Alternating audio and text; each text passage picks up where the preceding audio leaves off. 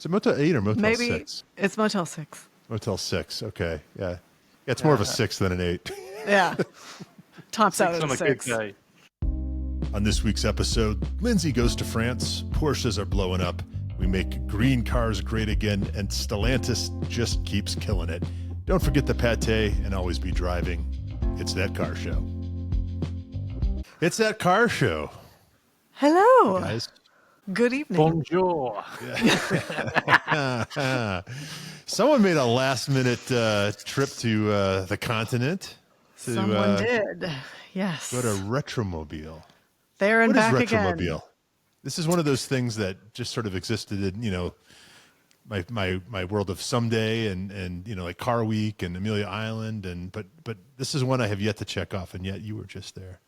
I was. Yes, it came together exceptionally last minute. And it is, I knew it was a big event, but really the extent of my knowledge was Instagram, seeing friends post when they had been in years past. And same thing, I went, kind of the FOMO was getting more and more every year when I would see it. I go, oh, that's right, I really want to go. So it is a showcase for the classic car sector is the way they talk about it. Bringing together more than 2,000 cars and motorbikes from a huge range. There were modern, there was a 992 GT3, we saw GT3 RS, and then Citroen from World War II. There was a huge display of those.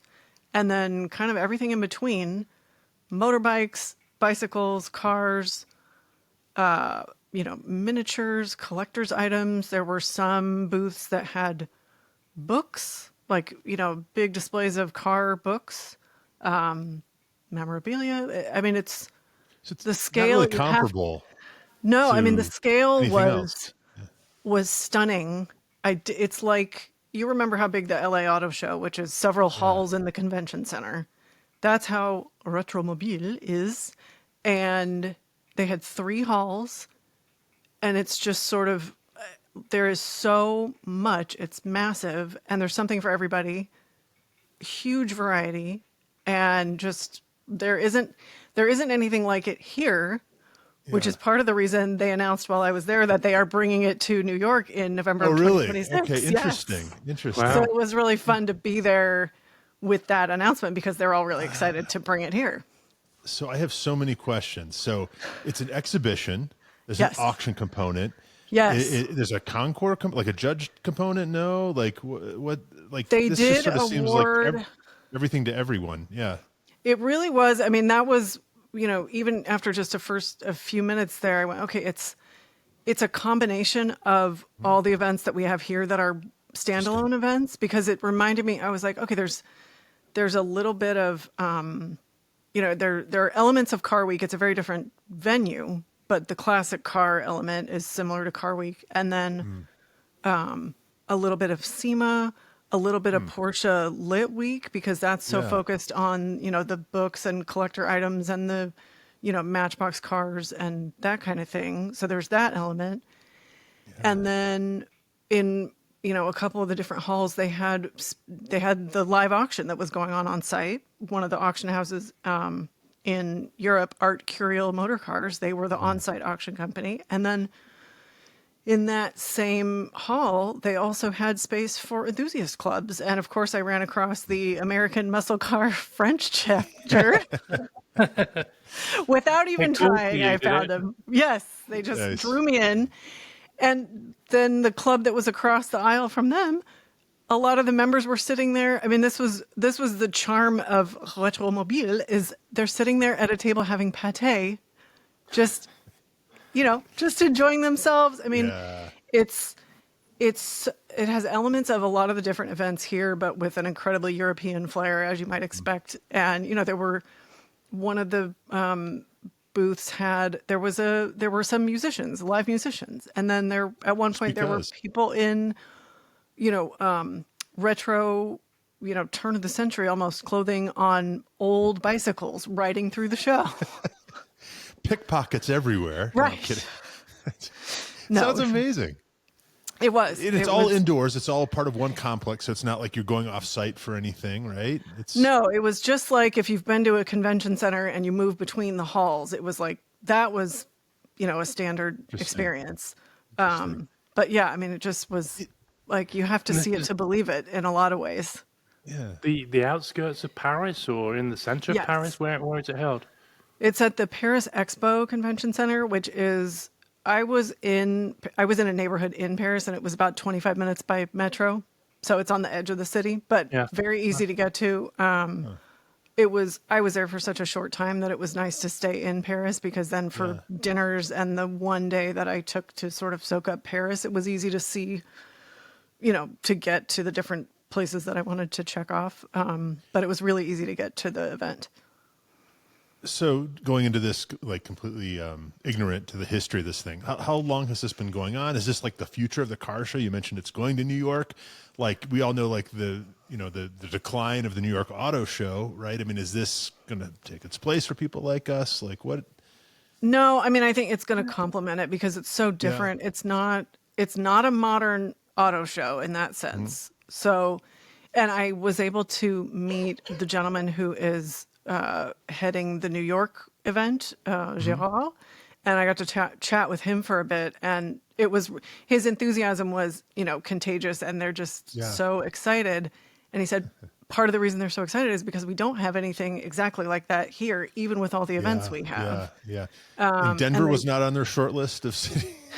It wasn't, but it was, I mean, it was so nice to talk to him because obviously they're in the middle of the event. We all know how busy that is, especially if you are on the team putting on the event. You don't have a lot of breathing room, but he took the time to chat with me and talked about why they landed on New York. And that's because they wanted they want to draw from Europe and the US. Okay, makes sense. So they thought that was striking a balance. It's not it's not extremely far for one or the other. And hopefully they can draw from both. And, they didn't want to compete with, like, obviously you're not going to do it in August because you have Car Week. That kind of thing, where they looked at when are the big events here that they don't want to compete with. They want to have their own space so that people would actually come and enjoy it. Well, and I think New York is underrepresented. I guess is what I was getting at. I mean, Denver was a joke, right? But LA, right, would be like the first. Yeah, that's right. Shoot your shot. Right.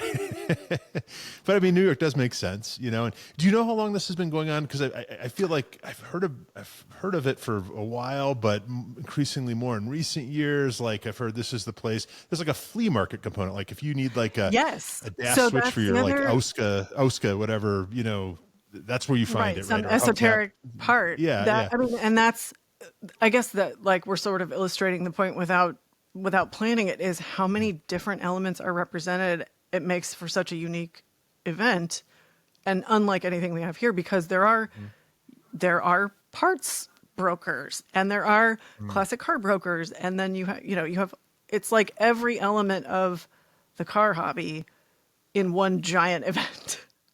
So this was the 49th year of the event in Paris. Okay. Wow. Yeah. And who's behind it? Is it like, it's a group, and I'm going to pronounce it the anglicized way, obviously, but it's Comexposium. So my friend Romain is the director of the event. And I've gotten to know him at Car Week, and I definitely didn't pronounce that correctly, but hopefully he'll forgive me.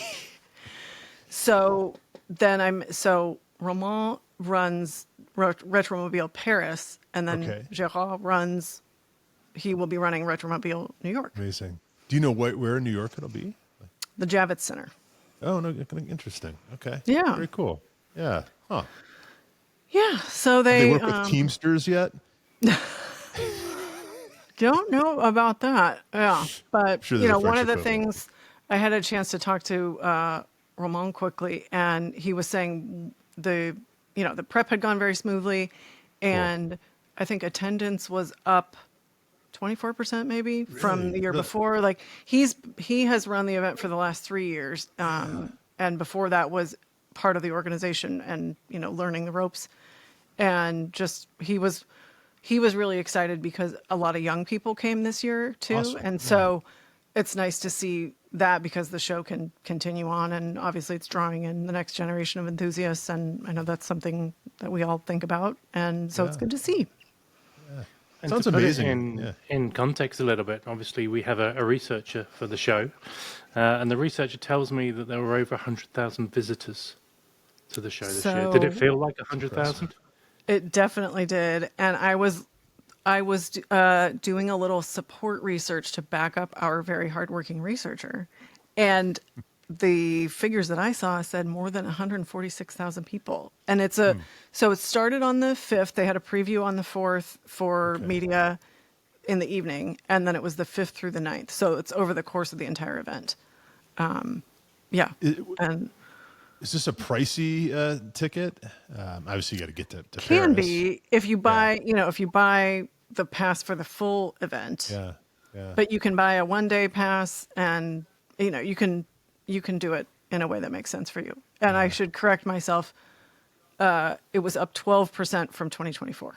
That's where it was. Yeah, that's fantastic. Did Yeah. you run into anyone? Any Yes. friends? Yeah, I Yes. figured you would. Yeah, So my friend Lara joined me to go. Her Instagram is that Porsche girl. So she was able to join me and go with me. And then we ran into Steve Serio, who's based in Boston. He's the Real Bond Group on Instagram. He's the broker that works with Cam Ingram and Peter Brotman. So we ran into Steve and Peter on the floor of the show, like not long after we got there, and had a chance to catch up with them. And that was super fun. And then once I really realized the scale of the show, it's remarkable that we ran into them. yeah. It always happens, though, right? Well, of course, everyone too. Which It was helps, so right? perfect. Well, and we had been in touch ahead of time, both of us, Yeah. or saying we want to get together because we knew we were all going to be there, and then we just happened to see him right away. So it was perfect, and Awesome. got to chat with him. And Peter has that gorgeous lime green Miura that was all over Instagram, I think, last year. And we ran into them right by. There was another green Miura that was gorgeous, but it was more of a, it was sort of like a teal British Racing Green hybrid. But the even more remarkable was that the interior was full green, like steering wheel, seats, carpet, everything. So I don't want to change the subject too much, but I've become obsessed with green cars all of a sudden. Like it's You're 1990 right on and I'm trend. shopping for a Lexus, gold package and stuff. But no, Right. I really have fallen in love with that, like a Brewster green or something. And, so I was on the GT3 configurator and I thought, how cool would that be to do like a green interior, like with a green, like such a nod to like the 70s or whatever, but it would be impossibly expensive, but, if you're gonna, there was an orange Aston Martin on auction there as well. Yes. Did you see that? That was like We everything got was to see orange. that one in person. And so that's what If you're was, gonna go all out. that's what I was saying. Initially you kind of go, oh, that's a lot of orange. And that one actually had color matched the wheel. The center of the wheels was orange too. Yeah. But it would be such a conversation piece at a minimum. You take that anywhere. It was striking. It was a conversation piece. And that one was all orange. And it's like, you got to appreciate the commitment to the color because like you said, it was orange steering wheel, orange headliner, orange upholstery, orange carpets, everything. orange wheels, center of the yeah. wheels, the color, obviously the exterior color was orange. But what struck us too, very unexpectedly was, so we went to Bonham's first, because the big auction houses do auctions in Paris the week of Rétromobile because everybody's already there. And the Bonham's auction was happening the day I got in.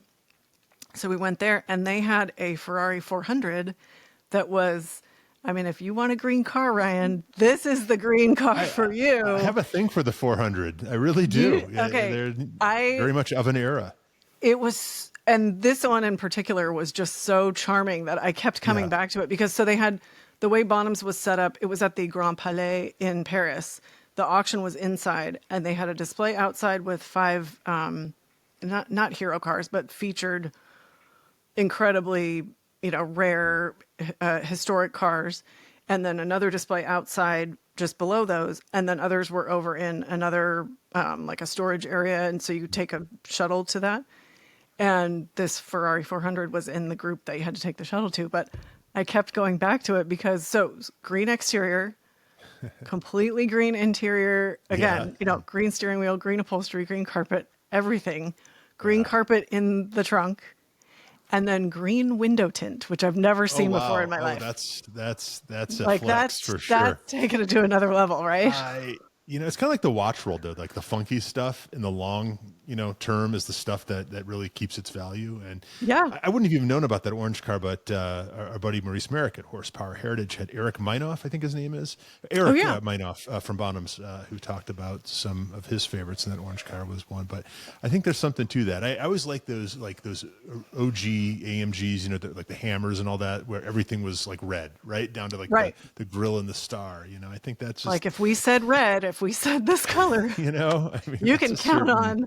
Well, and what was a certain customer. Yeah. What was so funny, and I have to say, Richard Stafford was one of the auctioneers at Bonhams who worked that particular auction, and they trade off. They have a few different, but he happened to be at the gavel when the 400 came up.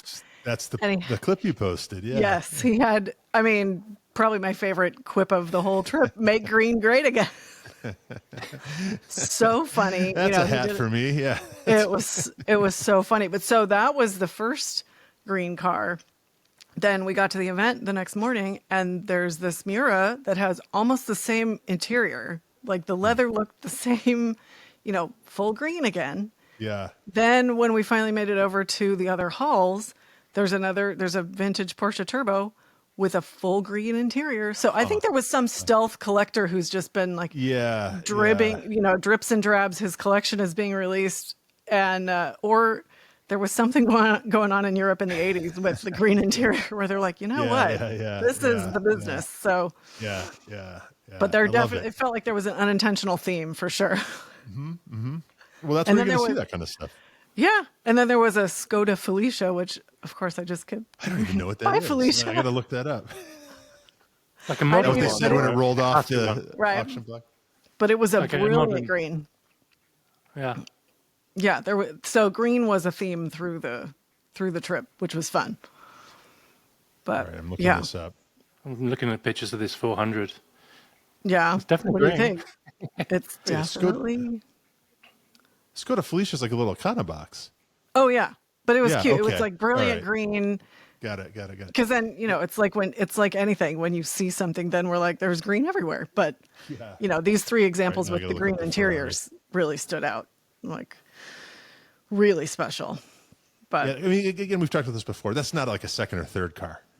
That's your 16th or 17th or right. That's 401st or whatever. Well, and it is same with the orange car where you're like, you buy that just because you're like, it's so bad it's good. And I want to have it when I feel like going to Cars and Coffee and just sort of causing a scene and looking absurd and just like making everybody smile. Yeah, this is what would you call it? Oh yeah, there's the green tint. I'm looking at the Bonhams car now, the 400i. Yeah. Uh-huh. That's pretty great. Like you got a place in Palm Springs or something, right? Right. That's the car right there. That's awesome. Were they all automatic, or did they do a stick one? There was a manual. Yeah. But it didn't have a gated shifter. Yeah, it had that bag shifter, right, which just doesn't quite have the same, cachet or whatever. There's no clunk click, is there? But I think the argument has been made that that maybe the automatic is where it's at. It's kind of like a 928, like a Porsche, right? Like where maybe the automatic suits it, in some strange way, right? It's a GT car, right? It's right because it's got it has a back seat, so that's your vintage family Ferrari. Yeah. Can you imagine though? Like, just we've talked about this again before, but like loading up, like I guess in this case your family and heading to I don't know the south of France or whatever. It's just right. what a in your green on green Ferrari. Yeah. No speed cameras. Everyone in the car's got a cigarette, including the kids. It's just like that was living, right? Right. Yeah, I don't know, guys. I'm approaching 50 here. I got to start doing a little more living. Maybe it starts with the green 400i Ferrari. Right. No more GT silver Porsches for me. So which color, if you guys were going to pick a car and commit to it, or pick a color and commit to it the way that these commendable collectors did, which color would you pick? Now, what's the car? Because you get to choose. Doesn't matter. Okay. You get to choose, and I don't think that's as important. Yeah. It's like, what color would you want to be surrounded by? Like every element of the car. like the name was it Greg Blue came up right before we started recording, and he's obviously his name is Blue. It's Blue Cars, right? He's I think committed to Maritime blue. Blue is kind of his thing. Yeah, so you're going to commit to good choice. something. Yeah, it is. It is. And so no silvers, no blacks, no. No, it has to be a color. Like if we want Yeah. to get really crazy, we could say primary or secondary, but Yeah. if that makes it easier Blown for my you. ideas out of the water. Because I was going to go for a silver Mercedes, like a classic silver Mercedes Arrows car. Well, that suits the car. Yeah. But what about like a tobacco brown? I always thought those looked great on old Mercedes cars. And brown interior too. Brown interior, Like full interior, brown. Yeah, so much brown. It's a GPS. lot of Yeah, brown. How hard is it going to be to keep it clean? That's where I start. And Brown maybe from the there. easiest thing to keep clean. yeah, black sure ain't. No. I was in a real Muirblau kick. So, it's that deep, non-metallic, almost, very dark, blue on Porsche. But I think Jeff Zwart has sort of co-opted that as his color. But that is a great color. Our buddy Tom Horan from the Grand had a GT3 Touring 991.2 that I fell in love with. If I had the money, I would have bought from him. It was just gorgeous. So I like that it's okay if that's your color. I mean, you can emulate the life at Zwart speed approach. Yeah. Yeah, that's right. There are a lot of things I could emulate from him. But Brewster Green is sort of, for me, surpassing Muirblau lately. The Porsche configurator. Could you commit to that if it's Brewster Green for everything? I think I could, and I would do painted wheels. Right? Like you can't often you'd have to do special wishes on a Porsche, like a green interior, especially on a GT car or something. But I think I could do Brewster Green. I've always had a thing for green cars. And you guys, I alluded to Lexus before, but you're children of the 80s and 90s, right? Yeah. Well, they had that black jade color that was black, and then in the sunlight it was the dark green. Yeah, and BMW had that Oxford green. Was that what it was a metallic one too. They had like a darker metal. It wasn't as dark Oxford? as black jade. Okay. But it was like a dark metallic green, and a ton of cars were that color. There were, but there are hardly any anymore, and I think it needs to come back. But I and I'll tell you about this later. But I was invited with some of my pals to check out Blue Chip here in the Denver area, and they had some amazing cars. But one of my absolute favorite cars was they had this beautiful E39 M5, and what I think was Oxford green or something like that. And I think very few of those were made. A lot of those cars were black, blue, whatever. Yeah, that wasn't an M color as much. It was more the regular 5 Series. Such a good car. It just, something about those cars. Those are just peak BMW in my mind. But anyway. Yeah, well, because then that was immediately followed by the Bangle era, which made everybody love the preceding ones much more. Yeah, I still struggle. And that was the era that BMW did those BMW films. Like the BMW advertising was on point, the design was on point, the driver series, because Clive Owen was the driver. Do you guys remember those? Yeah, and the caboose was on point too. Those were something. Those cars. What about you? So I'm going to commit to Brewster Green or some. I'll tweak it just a little bit to make it my own. Call it Barky Green. But what would you go? What would you? Okay, so what popped into my head was, I don't know if you guys saw. So Bo Bachman has that pink Chroma Flare GT3 RS that they just posted a picture of when it was picked up, and I hadn't seen the interior before. Yeah. And it's this magenta sort of unicorn, really unique exterior. And then in the interior, he did purple leather with purple and teal plaid inserts. Oh, stop. Which now that breaks my rule, obviously, but let your freak flag fly. Right? You can always count on Bo for amazing colors. And like very bright and cheerful. I mean, he has the Bowberry Ford GT. That's that metallic pink or metallic magenta, just gorgeous. Yeah. I mean, I think I would have to go with something pinkish, but that's then it has to be pink interior too. If I'm following my own criteria, so I would do whatever car it was. I would probably go with the magenta Chroma Flare exterior or the Bowberry metallic magenta, so that it was like a dark, like a raspberry interior.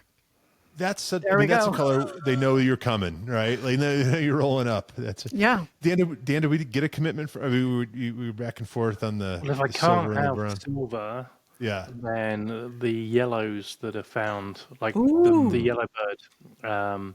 And in fact, the logo for my company, I took a sample of the yellow bird and used that yellow for the company logo. So So if I that's the can't have perfect silver, it's yellow. choice. Yeah, Right. that's a Yeah. great color. You know, Don, the fellow who owns Porsche Colorado Springs, he's a speed yellow man, and so he has everything in speed yellow. I'm more of a signal yellow guy myself, but I like, I appreciate that, and he's made it his own, and I could see you in doing a rocking a I yellow think the car. biggest Yeah. challenge is, though, I'd probably get double the amount of speeding tickets that That's two a of you would concern. get, standing out like a I don't sore know. thumb. I mean, have you seen that GT color? It is pretty Yeah. notable. But I love the yellow idea because it's so cheerful. Yeah, And I think it yeah, would like lift your yellow. mood, even if you were having a bad day, and it would brighten everybody else's days around you. So I think Yeah. and I don't think you'd get tired of it the way you might Yeah. some other colors. I think I it has think more staying power. yellow, though, guys, is a very form-specific color. And this came up, our buddy Dan McInnes, who has a Python green Yes. spider, among other things. But he said he's not a fan of yellow cars. And I said, it's kind of car dependent. I really like signal yellow because the color just looks so different on different, especially that speed yellow. I had a friend, rest in peace, not him, the car, a beautiful 993 C4S with the Aero kit back in the day. And I don't think I'd ever seen a cooler car up to that point, right?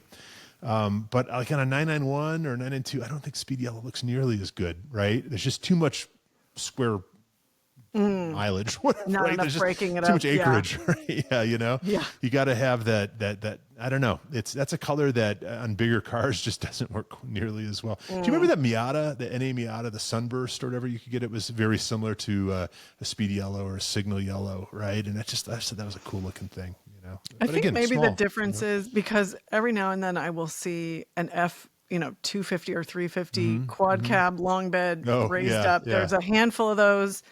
And the official color from the factory was called Screamin' Yellow. Screaming And- yellow, right? And it's sort of remarkable in its grandiosity. Yeah, And I yeah. think there's one in Seattle. There was one down here for a bit. And every now and then I see it. And so I wonder if it either has to be quite small or enormous. Yeah. Because Yeah, it just right, like a works. school bus.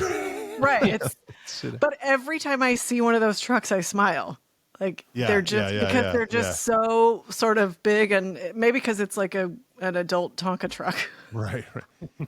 Dan, do they have school buses in the UK? We do, but they're just like coaches. They're not They're yellow. not dedicated. Okay, that's like an American vehicles. thing. Yeah. Because we had some friends from Germany visit us one time, and there were certain things they wanted to do. They wanted to take home an American mailbox, so like your classic red, like put on a post, kind of rounded at the top, and they had a really tough time finding a red one for whatever reason. And then they got Is that really the thrilled with- carry-on? Like, how do you?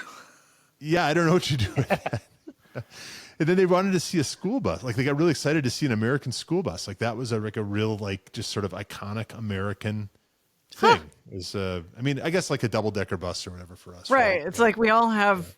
It shows you what your definition of another country is when you go and you're like, okay, these are the things I want to see because in my mind, this is what makes up this country. Each his own or her own, but I Right. think there's something to that. When you have a lot of metal, you start thinking school bus with yellow, Yeah. and especially non-metallic. Right. So Well, and it's funny because this Anyway. one is, you're right. Like it's not school bus yellow, but it just works. Like I think just because it's so big, but yeah, Well, to bring this back to Rétromobile, would you go back?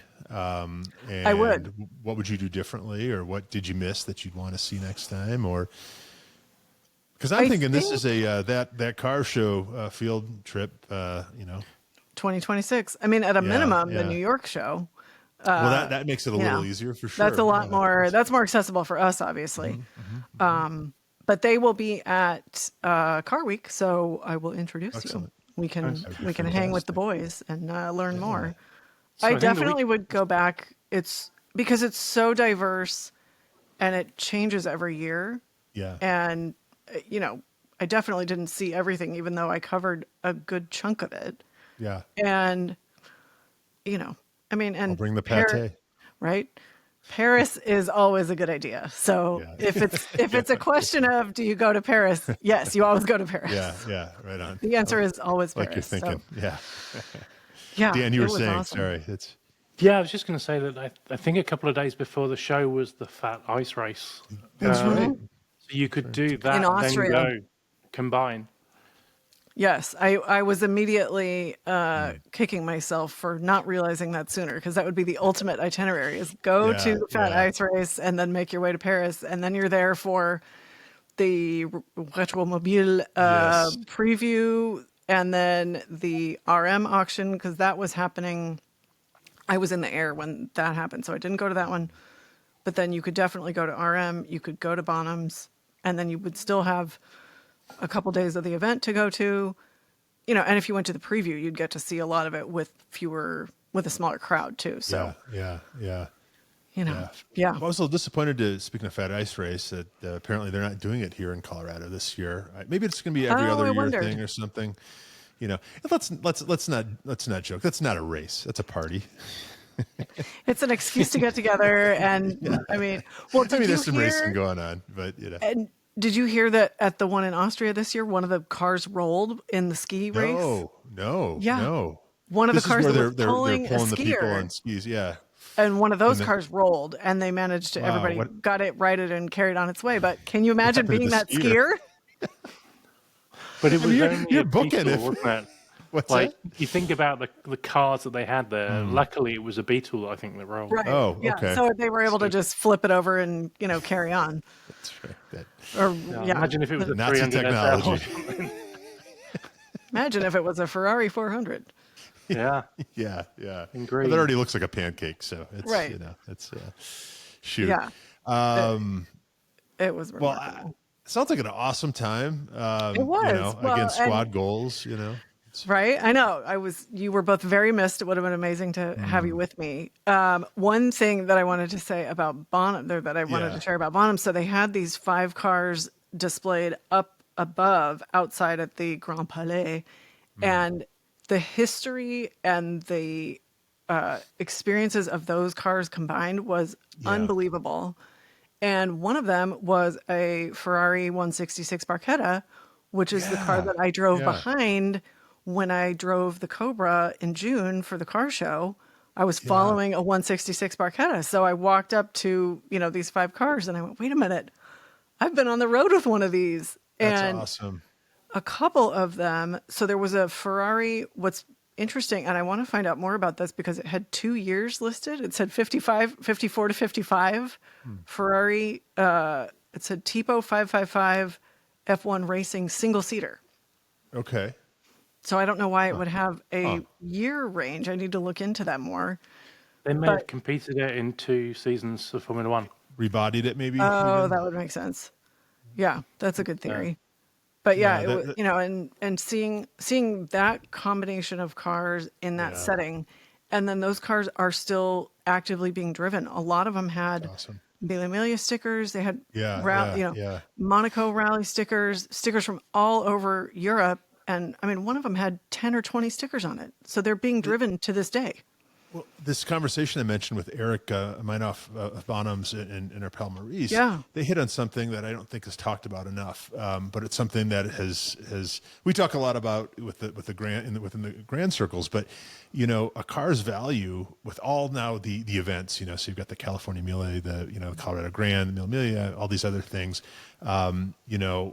years and cutoffs. Like you can have one model, but if it's a year too new, you can't run it, right? In one of these events, and that can affect the value by 50% in some cases, right? It's really interesting. This has become such a thing now to run these cars, which is awesome, right? It's what the cars want, right? Yeah, it's very in but line it with is all of our really- philosophies. Yeah, really interesting how it's affected values, and this Eric made a good point too. If the car originally ran in the event, that even extra points, right? That'd be But amazing. he gave an example of one car where you get a 64 version or whatever, and it's a $30,000 car, and you get a 59 version, and it's an $80,000 car or whatever. whatever. So it's interesting. And I think that experiential stuff, whether it's the Fat Ice Race, whether it's, any of these rallies, these tours, it's kind of where it's at. Right. And so I think, any of these cars that are eligible are just, that's where that's where you should put your money, but that's my 2 cents. Yeah. I do wonder if there'll be some rallies that'll be for newer cars, right? We've talked about this before. The Colorado Grand, it's 1960 and older, right? And that is not a sliding scale. That will always be. But when the Grand started, I think in 1989, a 1960 car that was less than 30 years old. And you think about, what a 30-year-old car is now. It's a car from the 90s. Like, that's crazy, right? So I don't know. Maybe we need to start our own rally. Well, I'll run Berettas. Open to bribes. Right. GMC Typhoons. If anyone has a GNX that they want to let me drive, I'd be open to that. That'd be now amazing. none of us can afford those because Kendrick Lamar, right? And was I the only one that was bothered by him walking on it? Or is that just did you see the clip of the detailer who had worked on it? Oh no. After the show. So it's an independent guy in LA, and he said he was contacted a couple months before the Super Bowl, and they didn't tell him whose car it was, didn't give him any details. They may have told him it was for the Super Bowl, but just like, hey, could you work on this car and prep it? So he said he worked on it for 6 hours, and as he was working on it, he kind of put together who it was and what was going on. And then he said, so he worked on it for 6 hours, got it immaculate and beautiful. They shipped it off, and then he was watching the show going, and he's standing on the roof. Oh, and he's standing on the hood. Oh, he's scratching. What was that beautiful E30 M3 that Zuckerman had that ended up in a hip-hop video? Was it Travis Scott? Yeah, that's what it was. It was like one of the best examples, most original low mileage examples in the world. And like, painful. I don't even I struggle with like junkyards and things, right? Because I don't like the cars. I attach an emotion, to them or whatever. Yeah. Just, but at the same time, I'm glad to see these cars driven too, right? In the rallies and such. But anyway, so. Well, and of course I found a 289 Cobra. Did you? Turned around. They had a line of cars below this, magical display, and there was a Cobra, and then they were loading a Porsche 930 into the transport. So that was kind of fun to see too. So yeah. I'd take a 289 over 427, says the man who's driven neither. You are correct. Although I want to drive a 427 before I... Yeah. Since I've only driven a 289, I can say that's absolutely the right answer. Anything else to put a bow on Rétromobile? I'm not even trying to say it in French. It was just magical. Rétromobile. That's so cool. You got a chance. As well as I can do. It's like one day you weren't. No, I hadn't heard a thing, and the next day you were on a plane. It was awesome. We were rooting for you. It was. Sometimes everything just lines up at the very last second, and you find yourself in Paris for 2.25 days. That's. Well, I'm going to segue Paris to Dakar. Haha! See what I did there, Dan? You mentioned, I didn't know this, that the Dakar, the Porsche Dakar or Dakar, however you want to say it, and I say it different ways, different days. Apparently, one of my driving highlights over the last couple of years, I fell in love with the thing. It's a car I would buy if I had the budget in the garage. But you said they're going to do a new one. It's been confirmed, and it's a hybrid. There's rumors. Okay. I know who we can ask. Yeah. But the Dakar is based on the GTS, and we know that the GTS is now a hybrid. So the rumors that are literally in the last couple of days are that they'll do I guess it's a 992.2 Dakar, and incorporate that hybrid technology. Well, ooh. I think they're still selling for way above sticker, right? $100,000 or something, right? So it makes all the sense, I'm glad I don't own one of the early ones, but maybe I would be, right? Being NA, but hey, they'll sell every one they can make, right? I mean, it's an awesome concept, right? So what does that get you? Do you think that gets you a little bit more range, like miles to the gallon, and a little bit better performance? Because it's a really small hybrid engine, isn't it? Battery. Yeah, I think it's more of a performance thing, right? I mean, but I think you can go battery only for 5 miles or something, right? And at least you can on the current hybrids, and so there's that. And did you feel that it's nominal range. Yeah. Yeah. Did it need more performance when you had it? I didn't think so. It definitely doesn't have, like, because I had driven, the day I drove, spent some time in that one, thanks Porsche Colorado Springs. I was in a 992 Carrera S, also PDK. And it definitely eats what's the difference in power? I think the 0.1, it's not a lot, 40 horsepower. Like, did you horsepower? feel Yeah. it when you were in the cars? I felt like they felt similar, right? And I think because you've got the big tall tires and stuff, right? I mean, it probably saps a little bit of that rotational mass and all that. But I also feel like you're not, at least I wasn't comfortable in pushing it the same way that I was the standard car, right? Just, it was a very expensive car. It wasn't mine. It was raining out, right? But Yeah. I kind of have a sense of the standard car, the Dakar. You're just, you're sitting up higher and all that. But no, I thought that was a very strong, it felt like the right amount of power. I guess that's the more important question, right? It felt like the right amount of power. And I don't know if a hybrid would take away or not. I'm sure it wouldn't. Right? It's such a seamless thing. But no, I don't think it lacked for power. My 2 cents. But, No, that's the rumor right now. yeah. That's I mean, exciting. it's an Well, exciting watch this proposition. space. Yeah. The problem with Porsches, guys. Sorry, I'm going to go for a little rant here.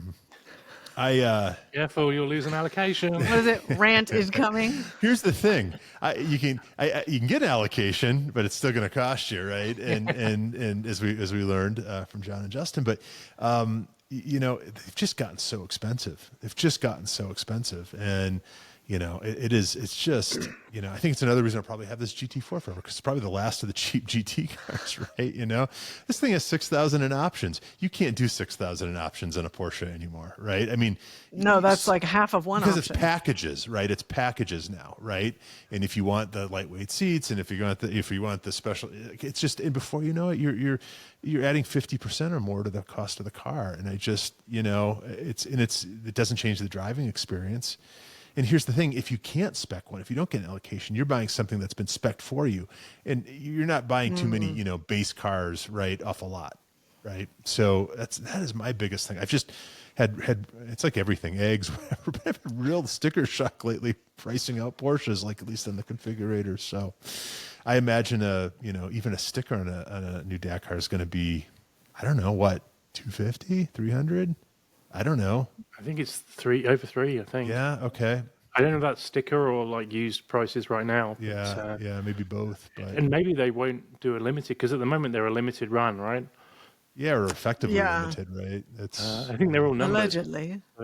I think. Yeah. But yeah, so maybe, hopefully they, imagine if they didn't do it as a limited car. yeah. But, Would one appeal over the other to either of you? I mean, would you rather have the NA or? I'm not a I think hybrid hater. No, I don't have any strong feelings about hybrids Yeah. either way. I think NA is just more what I'm familiar Yeah. with. So I'd probably, but I would want to drive both of them. Yeah. Make an informed I don't decision. I've got no liking of my neighbours or dislike, so that's the only application I could Of see. the where- hybrid of the Dakar. Well, if going on battery, so Oh. you don't wake the neighbours Right. up, but Yeah. I don't care. What's that song? Wake up the neighbors. Anyway, yeah. I think when you're in a building where that matters, or a neighborhood that matters, it's sort of, there's an applied, all right, you're not living out in the country, right? Get letters from the HOA and stuff. Yeah. Well, all right. For the record, I love the Dakar. I don't care if it's NA or hybrid. Give me one tomorrow. I just can't afford You'll just take one. Yeah. Well, so Yeah. you're spending a lot of time on the Porsche configurator. Any particular models that you're focused on? I mean, I would love a new GT3 Touring. I would. It'd be one thing if you could go in and get one for sticker. Even that I can't afford. But there's $100,000 markup, right? If you're gonna get one. And our friends John and Justin from Porsche Colorado Springs said, you're getting a wing car. You're not even getting a Touring. So that's out of my league. But it is fun to configure.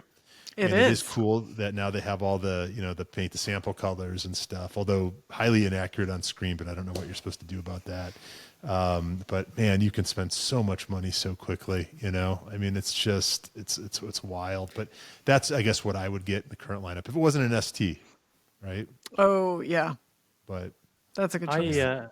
I went into a dealer last week, so I've been thinking about Dangerous. downsizing the Corolla and just getting a Boxster or Really? something.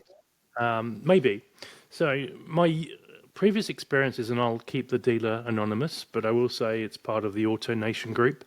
Oh, boy. And I went in and asked for the chap I'd always worked with, and Ron was the guy, and Ron's always been great. Like, when I thought that my Corolla wasn't going to appear, I was talking to Ron, and Ron walked me over to the sister dealership, which is a Mercedes dealership, which is next door, and he took me through a couple of used cars they had. So the point here is that he invested time with me, even though, one, I'd potentially bought a car, and two, he was thinking about the long-term relationship, which is obviously what the guys do down in Porsche Colorado Springs, and we talked about that. Yeah. So anyway, I went in to ask for Ron. Ron no longer works at the dealership. So I got talking to another gentleman who will be anonymous. And I said to him, I hear that you may have a SLK 55 AMG, but I'm looking at something like a Boxster and stuff. So I guess the first point of the story is that he didn't listen to me. So what I mean by he didn't listen to me is I said, well, I used to have a 2009 Boxster S. I loved it. Anyway, a 2009 car pulled into the car park, and he started to explain to me why that 2009 was better than a base previous model. And I went, well, yeah, I used to own one. I know. But the biggest I agree. Also, don't you know who I am? Like, come on, you know. Well, it's just a listen. It's an exercise in listening, right? So anyway, 2 days ago, or maybe yesterday, I saw that they had a 1999 911 for sale that had just come in with the body kit, had the taco wing on the back. Nice. That's kind of rare, yeah. I got a perspective from Mr. Dicey, and he spent a bit of time telling me what to look out for, what not to look out for. Shout out Dicey. So then I texted the gentleman, and maybe we called him Stephen for this exercise. And let me find the text because it was quite funny. So At the Seattle Auto Nation Mercedes dealership? and next door. Okay. Hi, what's the situation with the 1999 911? Just come in, possibly at Mercedes next door. Do you know anything about this car? I don't. It looks like they took it in on trade. Gotcha. Would it be possible to get some pictures of it? For that one, you'll have to call Mercedes. So whereas Ron previously would have probably got me the pictures, Right. he was not interested at all in... John or Justin, you want something down at the Jeep dealership, they'll go down and take a picture for you. Right. Come on, you know? So, it's about the... Well, it's long-term versus some people have vision, and this chap apparently did not. Yeah, this is when you find a good one, you got to stick with it, whether it's a dealer, whether it's a salesperson, a service writer, whatever, mechanic. It's friends. That's my dealership story of the week. Well, Bring back Ron. Yeah, Ron, wherever you are. Sucks, you know? I mean, Ron, it's just like, where have you gone? take my money, right? You know? Come on. Yeah. At that Jeep, aforementioned Jeep dealer, you may run into something that I didn't know was a thing until you told us both tonight, Dan. Jeep has apparently crossed a line you just don't cross with their customers. Something that boggles my mind if it's true. What's Jeep It's doing? definitely true because there's evidence. But do you remember when BMW said, I think we're going to do a subscription service for seats? Yes. But to get heated seats, all the hardware's there now. Right. But you weren't going to be able to activate pay like a monthly amount, right? Yeah, you have to activate the feature. It appears like Jeep have said, hold my beer, because... Hold my American watery... Hold my Budweiser. beer. Because some Jeep owners, as they're driving along in their cars, are getting pop-up ads on their screens. I mean, that's just wild. So does it say that it's happening while the cars are moving? Yeah. And this is Jeep trying to upsell. And Jeep have said it's a glitch. But come on, you don't get something on the screen that says, purchase peace of mind, Mopar vehicle protection. Wait, so you have to hit a button in some cars that says, I accept the liability of using this infotainment system, but apparently an unsolicited pop-up ad is okay. While you're and driving. it'll let you do a Bluetooth call. So it's obviously a planned motion. Yeah. But, well, because you have to, the ad has to be created. Like somebody wrote the ad and produced it. Yeah, it's not Max Headroom popping up. Well, and that violates NHTSA guidelines. Like this You was a think? huge part of when my role at Zevo was creating the in-app content, and that was a huge topic for discussion Really? because one of the features of the platform that we were creating was that it could suggest offers like as you move through your day to make your life easier. Like if it knows you've just finished work, picked up the kids at soccer, and you're headed home for dinner, and there's a pizza restaurant on the way that has a great deal, Yeah. it could let you know that. Yeah. But yeah. the crux of it is like, okay, but we can't do that while they're driving because we can't distract them. Interesting. So what I'm wondering is, because, NHTSA guidelines too, that governs how much text can be on the screen, how many steps a feature can take, because it's every time you take your eyes off the screen, it's 2 seconds, or it can be no more than 2 seconds of your eyes off the road. Yeah. Which is still a really long time if you're at freeway speed. And so I wonder if the ads are supposed to be appearing when the vehicle is stopped, but maybe that's the glitch. But they shouldn't be appearing at all. And I suppose it's if line it's, item written into, like if it's at a accessory. stoplight, Yeah. they can show it to you if the vehicle, because like there's some features in my truck where I can't I can't go through the pairing process if it's in motion. Right. But if I'm stopped, that kind of stuff, because it's more involved.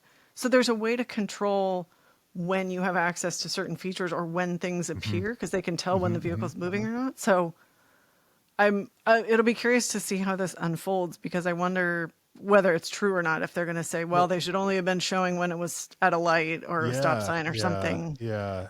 Because they had to make the ads. Yeah, and I'm like envisioning trying to like get the little X in the top right corner to get it to go away. Right. It's just like, that is just wild. It seems wildly dangerous, and it seems wildly unethical and just bad business. And, you think they, I know Jeep's a little slow sometimes, but you think they would learn from BMW, right? That is just wild. You can't be serving things to people while they're moving, because that's the peak of Chrysler's distracted killing driving it these days. God. Yeah. And if you could, Tesla would have monopolized it already, right? Yeah. It's like the Polestar that we have that it never shut up about, because I really do like it for what it is. When you get in and it knows that it's 8 a.m, it knows you're going to school. So on the nav, it'll pop up. That's the first suggestion, right? Okay, that makes sense. That's additive, right? Is that an Apple thing, or is that a Polestar thing? It's not. So there is Apple CarPlay, but only if you connect your phone through a wired connection, which is interesting. Really? But honest to God, we don't miss it, because they have their own proprietary system, and it's effectively the same, Well, and if it's predictive and it's offering helpful stuff, would you like the traffic on the route that I know you drive on weekdays in the morning? That's super helpful. It is. I found a cool little thing, which probably the last person in the world who drives a Polestar has figured out, because it's literally a button on the steering wheel. But do you remember Saab? And do you remember, I hope you do. Saab Does it have a ka-chow button? What is ka-chow? It's in Lightning McQueen in Cars, he has a ka-chow button. No, but it has effectively a dark mode button, right? So do you remember in old Saabs, you could do a dark mode, so it would dim everything but like the speedometer and a couple. Wasn't that a dial you would like? I thought it was a button, like it was, but it may be different models or whatever. Yeah, and so this has a button. It's not quite dark mode, because you still have the screen in the middle, but it basically simplifies the screen in front of you, the dash, right? So that like what it displays. Right. So it defaults to like having a second map, which, I guess is good. But you hit this button and then you basically just get the very basic instruments. It's really, I don't know, it's very like Scandinavian and nice. And now it's my preferred driving environment. I'm wondering, just on a different tangent, if we can reach out to Jeep and get them to put an advert for this show on the cars. Is that our target? Want to do a new podcast? Is that our target audience? Well, hey, Daimler Chrysler people, have we got the show for you? Welcome to the most distracting podcast you'll hear today. I'm really going for that Hornet market personally, right? That's the demographic you think. That's the one I want. Yeah. I think the only thing I just want to confirm that we're not liable if an ad for our podcast pops up and somebody has an incident while they're going to try and turn the podcast on. Definitely a Jeep problem. They see our headshots and they're distracted one way or the other. Like, look at this. Who are these people? I just just when you think some of these American car companies can't fuck it up more, there they go. It's just like, that is just so, wow. Man. Wow. And that's to your point, Tesla should have been the one. Right. Yeah. I suspect what they did is they built it into the systems, but didn't want to release it. Yeah. And they've accidentally done something to release it. Yeah. So like the functionality was always there in the background. Yeah. And something's happened and somebody Release checked the wrong box. I'm not down with that at all. Well, hopefully they get that sorted before there are any issues, because that's crazy. But I'm hearing this, I'm reading articles about Jeep engines, dying at 4 miles, and I just feel like there's some real issues. And then what they were talking about on the latest Spike's Car Radio, wasn't that a Jeep plant or something where there was a problem with someone in a bathroom? I don't want to go into details, but I just think there are larger issues there. Maybe they shouldn't focus on pop-up ads and focus on the fundamentals for a minute. And I like Jeeps. I like the idea of a Wrangler, I loved my Jeep. It's such an adventure vehicle. There's something about it, right? I drove one from Denver to LA and back, and we stopped in Moab and did some light off-roading. It was a hell of a good time. It's just, no death wobble or anything. I really enjoyed the thing, but then there's that kind of stuff, right? There's unknowns, or it's just, I don't want to roll the dice, So anyway, Dan, did you have a Wrangler? Yes, the Rubicon. It was. You've owned a lot of cars. I don't know about that, but this was 2018, so it was the newer shape. The only thing I did to it is I got them to put a bigger brake kit on it. Oh, so nice. They do from the factory. They do a bigger brake kit in case you're going to do lifted wheels, like the bigger wheels. I didn't put bigger wheels on it, but I just felt the brakes needed something, so I just paid. I think it was $1,000 at the time to get a bigger brake kit on it. But lots of adventures. It wasn't, it handled like a boat, but that didn't matter. It took me across multiple states, and you get I used slept to it. in it a couple of times. Yeah, really? It was a great deal. Well, we know how Dan loves sleeping in cars. Yes. It was more comfortable than the Ford Edge. One way or another, Dan will find a way to sleep in the car. And sometimes when I'm lying awake, ruining my life decisions or whatever, and I can't sleep, I think about sleeping in that. What was it? A GMC Terrain? What was that? No, Traverse. Ford Edge. Oh, Ford Edge. That's what it was. They all blend together. Pikes Peak last year, right?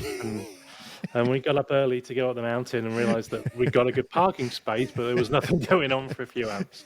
So we slept in the car. Yeah. But all three of you? Mm-hmm. Yeah. Mm-hmm. I opened up the boot and just lied in the boot. Yeah. It was magical. Yeah, it was kind of that weird sort of like, if you're a kid and you go to the dentist and they give you, what do they call it? Butterfly gas or whatever. It's and it kind of knocks you out halfway. It's kind of like that, right? You're kind of in a Twilight zone. Yeah. Twilight, yeah, poppers, right? That's there were no poppers consumed during that trip. Unfortunately, probably could have used right? one, but yeah, that's. That was a great time. I see that media credentials are coming up for Pikes Peak. So, yes, I've started getting the emails. I don't have to.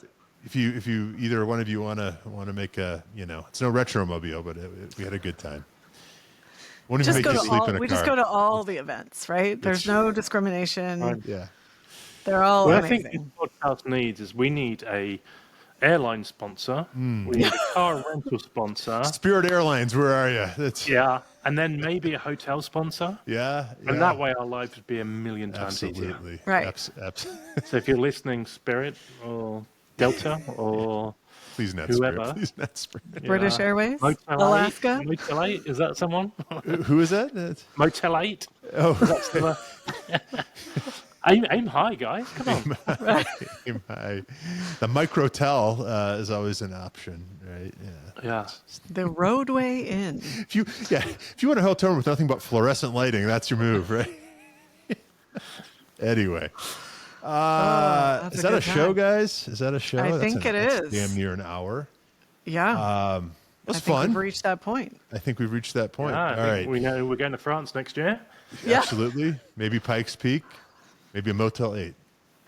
Is it Motel 8 or Motel 6? It's Motel 6. Motel 6. Okay. Yeah. It's more of a 6 than an 8. Yeah. Tops out Six at on a a good 6. day. All right. On that note, Always be driving. that's right. Till next time.